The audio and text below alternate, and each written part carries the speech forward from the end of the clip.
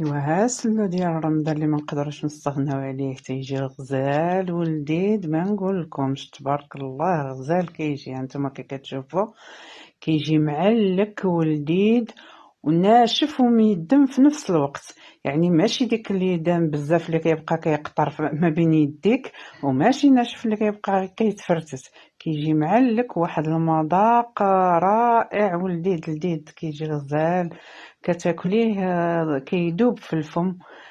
كيجي زوين ولذيذ. زعما ما نقولكمش واحد المذاق فيه خطير وزوين وبمقادير عاديه بسيطه، ما فيهش ديك كثره القوام ولا تخربيق بزاف. المهم غتتابعوا معايا ان شاء الله الرحمن الرحيم وغتشوفوا المقادير اللي كندير والطريقه ديالي. كيجي غزال، نتمنى حتى نتوما ديروا بحالو ان شاء الله. هانتوما كي كتشوفوا كناخذوا الزنجلان. المهم راه معروف الزنجلان كتغسل من الحجر وكيتنقى. هذا النافع المزيان. هذا اللوز بعد ما سلقته في شويه ديال الماء وفركته. هانتوما كي كتشوفوا الطريقه اللي كنديروا، انا ما تنقليش في الزيت، غير تنقشرو وتندير له واحد شويه ديال الزيت، غير شويش، كندهنوه بحال غير كندهنوه به وكنفرشوه في الطباصل وكنديرو في الفران. كنقص عليه الفران، تيكون الفران سخون وقليل على نار مهيله باش كيجي بحال اللي مذهب. كيجي زوين في المذاق وما كيجيش شارب الزيت. وكاين اللي تقدروا ديروه حتى بالقشره ديالو. هانتوما شفتوا كيجي اللون ديالو مذهب وزوين وكيجي مقرمل غزال. هذه المسكه كي كتشوفوا كنديرها مع شويه ديال السكر كلاصي باش كتصدق ليا. انا كندقها في المهرز، ما كنطحنهاش. تقدروا تطحنوها اللي ما عندوش المهرز، ولكن كطحنوها مع شويه السكر باش كتطحن مزيان، وكيخصها تطحن مزيان حتى هي. المهم وهذا الزنجلان ها هو هذا كيف بعد ما غسلته ويبستو نشفتو في الشميشه ونقيته مزيان. كنديرو في الكوكوط او مقله. المهم كل واحد فاش يديرو. انا كنفضل نديرو في الكوكوط لان كيبقى يطرطق ملي كيبدا يسخن. هانتوما كيف كتشوفوا كنديه ونجيبو هذيك ديال الخشب باش ما يتحرقش غير شويه. ملي كتبداو تسمعوا ديك تك تك تك صافي. هانتوما هذه شويه ديال الزبده كندوبها باش كيتحيد من هذيك الماء. هانتوما كتشوفوا كنصفيها من ديك اللي تيكون بحال اللبان، ديك الكشكوشه ديالها ها هي باش كترجع نوازيط. هانتوما راه غير شويه كترجع بحال اللي مذهبه حتى هي، ماشي كتحرق، لان كاين اللي كيقول لك محروقه ولا. هانتوما كتلاحظوا غير مذهبه، اللون ديالها كيبقى بحال اللي صفر. هانتوما في المعلقه كنصفيها من ديك الكشكوشه بها كنخدم مع شويه ديال الزيت. المهم ها هي دابا بعد ما طحنت المقادير ديالي، هذا اللوز طحنته. كنطحن انا هادوك عند العطار وكنخلي شويه غير كنهرمشو. هانتوما هذه هي المقادير. المسكه، النافع، القرفه، هذه الزبده، العسل، هذا اللوز والجنجلان هادو خليتهم غير شويه مهرمشين، وهذه الزبده اللي قلت لكم. هانتوما ها هو القوام اللي طحنت. هانتوما هو هذاك راه الطحين اللي كان في البانيو. هذا القوام طحنته عند العطار. دابا غنخلطو مع الطحين. انا درت هنا 2 كيلو ديال الطحين، 2 كيلو ونص خديت ديال الطحين، 2 كيلو ونص. والقوام درت كيلو ديال اللوز وكيلو ونص ديال الزنجلان. هانتوما شفتوا هذا اللي خليته شويه باش ما كيجينيش مطحون عاود بزاف، كيبقى يلصق في الحلق. كنطحن كتير وكنخلي شويه ديال الزنجلان وشويه ديال اللوز كنهرمشهم غير في الطحانه. انا ما تنديرش فيه كاوكاو. هادو درت هنا 2 معالق ديال النافع مطحونين ومغربلين. انا المهم كاين اللي كيدير الكاوكاو. المهم على حسب كل واحد وامكانياته، حتى هو تقدروا ديروه حتى هو كيجي مزيان. غير انا كندير اللوز. هادو 2 معالق حتى هما ديال القرفه كبارين عامرين ونص، 2 معالق ونص، و2 معالق ديال هذيك المسكه الحره اللي طحنت. هذه كاس ديال الزيت البلديه الحلوه، راه ضروري خصها تكون حلوه، ماشي ديك المجهده. ديك المجهده راه ما كتجيش مزيانه في السلو او السفوف. هذه الزبيده ها هي غادي نزيد حتى هي كنخلط. المهم دابا نكتب لكم المقادير بالضبط.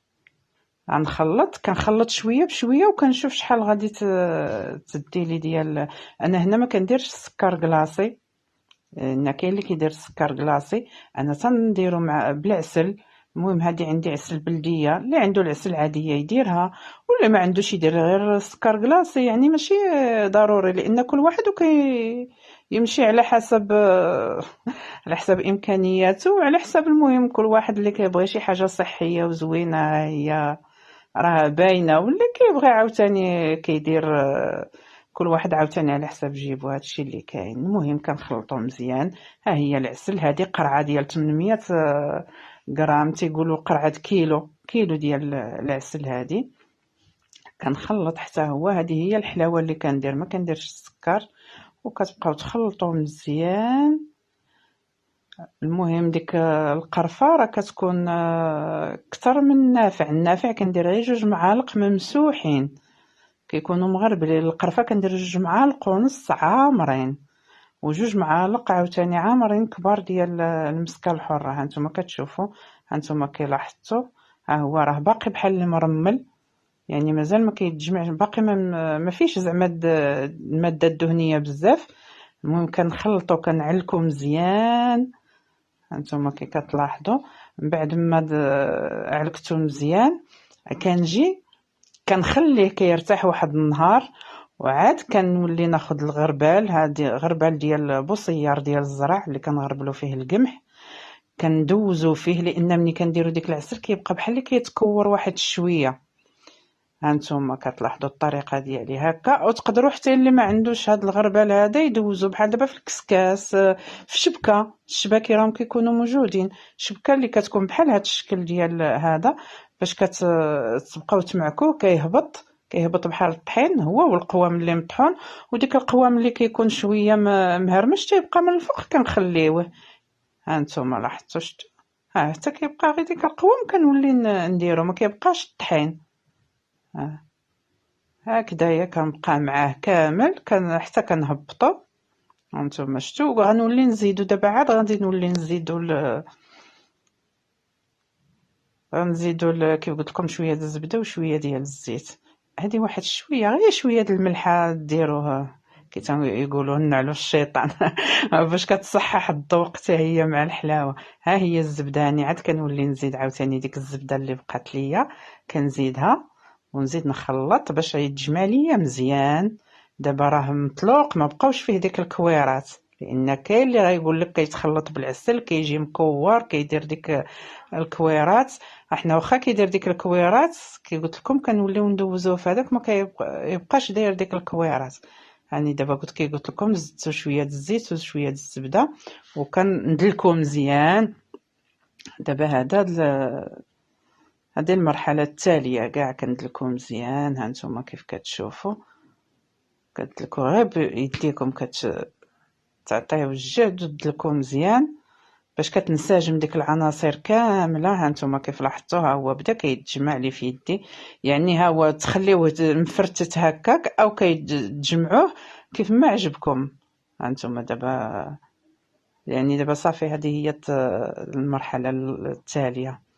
ها هو شوفوا كي كيتجمع، كيجي معلك غزال، ما نقول لكمش اللي ذاقوا والله الا كيعجبوا. هانتوما هكايا هكذا نبقى كندلكو مزيان. ايوا صافي. هانتوما